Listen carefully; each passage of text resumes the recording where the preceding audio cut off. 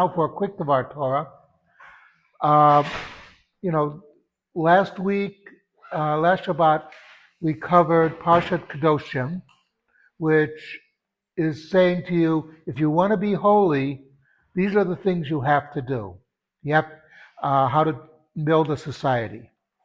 It seems strange in the middle of the book of Leviticus, Sefer Vayikra, which has to do with the ritual of the Beit HaMikdash and how Kohanim or the priests have to behave in all this and how we bring the offerings. We have suddenly get this whole thing about, you have to give charity, you have to love your neighbor as yourself, etc. Now we're back to the more structured issues, how a priest has to be, has a lot of restrictions on him. He cannot marry whomever he wants. There's limitations. He can't have blemishes. So, what's going on here?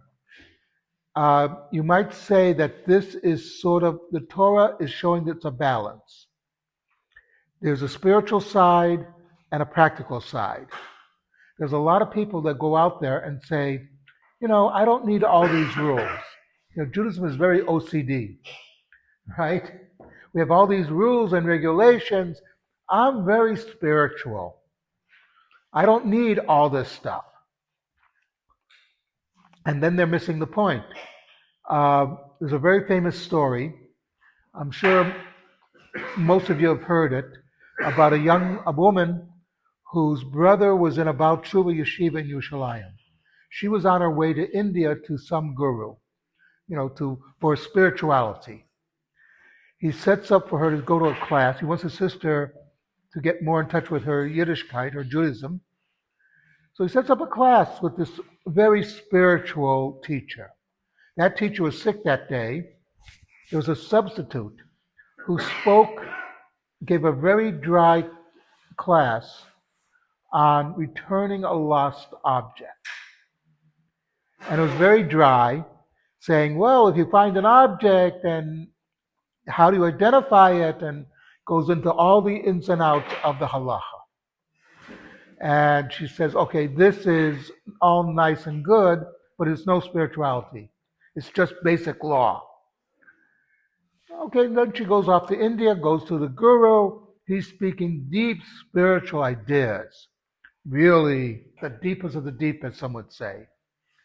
And as they're walking along, they see somebody had dropped a wallet, and in the wallet was some money. So the guru picked up the wallet, took the money out, and then flipped it away. And she said, wait a minute, that wallet belonged to somebody. It has an identification in it. You shouldn't you return it to that person? Maybe he'd be distraught. He says, listen, that's the way of the world. He lost it, I found it, I keep the money, and he'll get the money back, he'll get his money from somewhere else. It's his karma that he lost it, it's my karma that I found it. And she suddenly realized what those laws of returning a lost object really mean. That we have to think about other people. We don't normally do that. We can be spiritual as can be, but there's also things that we live in a society. And that's what the Torah is coming to say. That our leaders have to behave in a certain way. Our spiritual leaders have to be above reproach. And therefore we have all these laws about them. Because I'm sure we've heard of leadership in the community who don't come up to standard.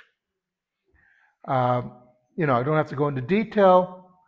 There's always a scandal here and there about such things. But the Torah is saying your spiritual leaders have to be above reproach. And therefore we're going to put all these restrictions on them to make sure that they are above reproach. Because they represent you to God, and they also represent God to you. So we should strive for working within the framework of halacha and attaining a spiritual high. Something to think about.